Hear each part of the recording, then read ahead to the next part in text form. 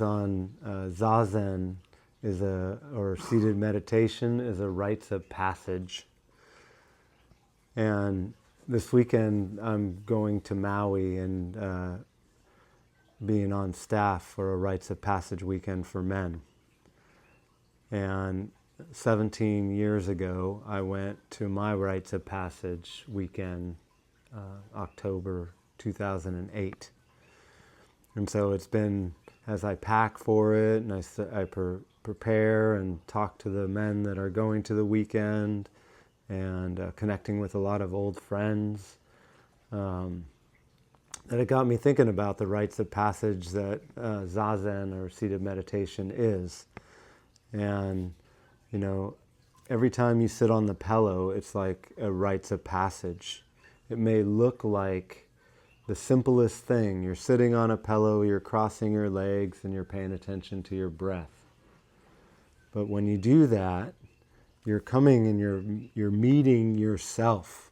You're meeting a part of yourself from your thinking to your heart and your hara.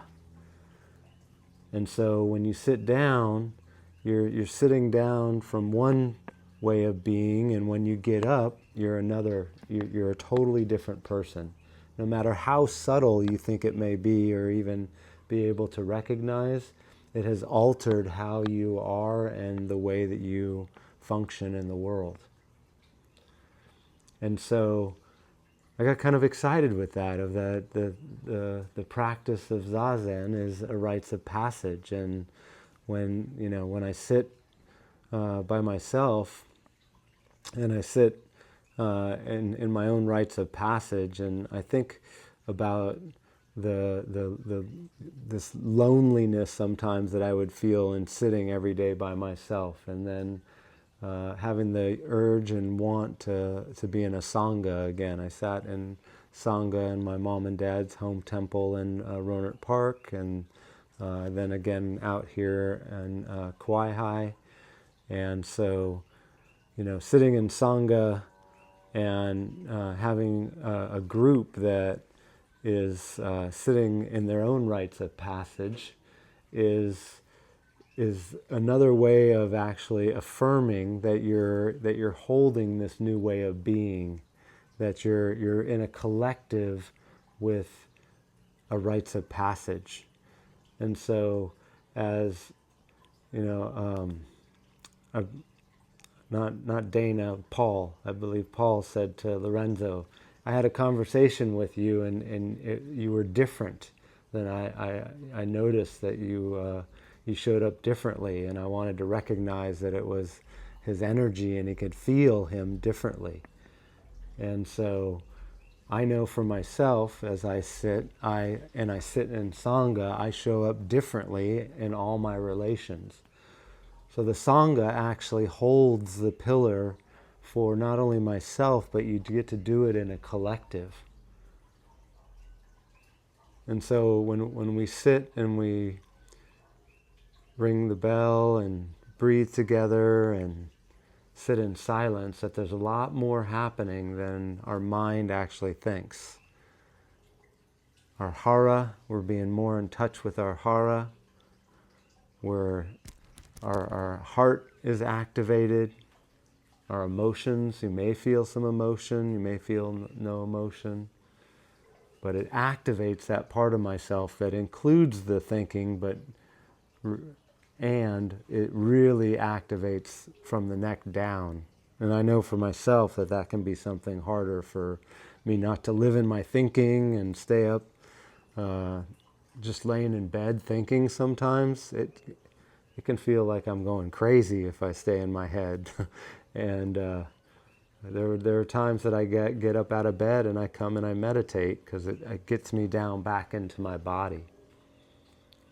And so rites of passage that you do when you sit by yourself, and then when you sit in sangha, and the group dynamic of sangha, and holding it in the men's work, that you would go to this rites of passage weekend, and then you'd be offered to sit in a community of men, and they would be called a men's group, and you'd meet with a men's group every week, And I hold a men's group on Tuesday night or Thursday nights.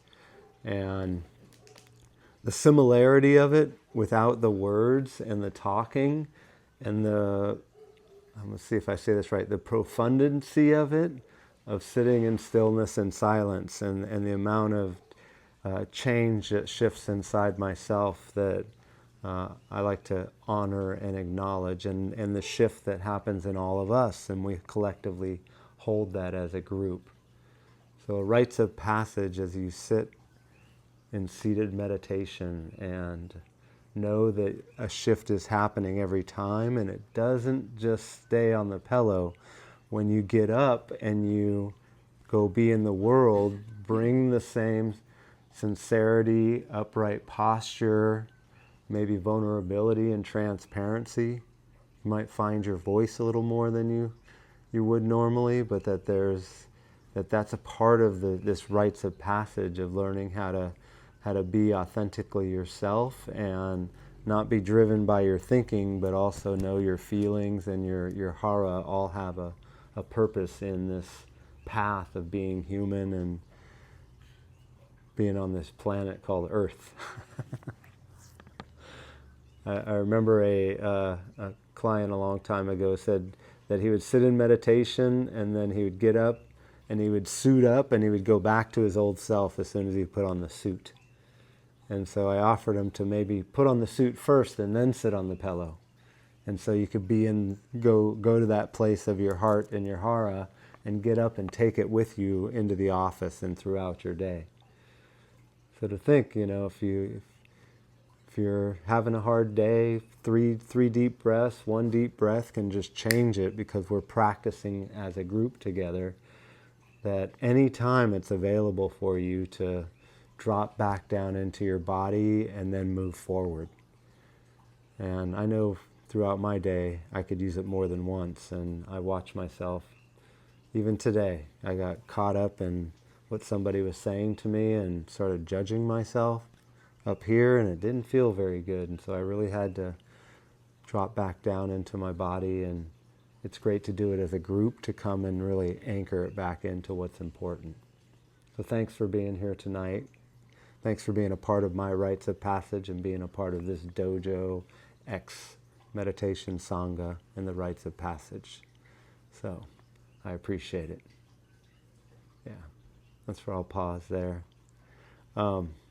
Again, I'm always encouraging to sit daily in your own rites of passage, to have your own meditation practice in the morning, even if it's only for 1 minute to get started, and 20 minutes is the encouragement.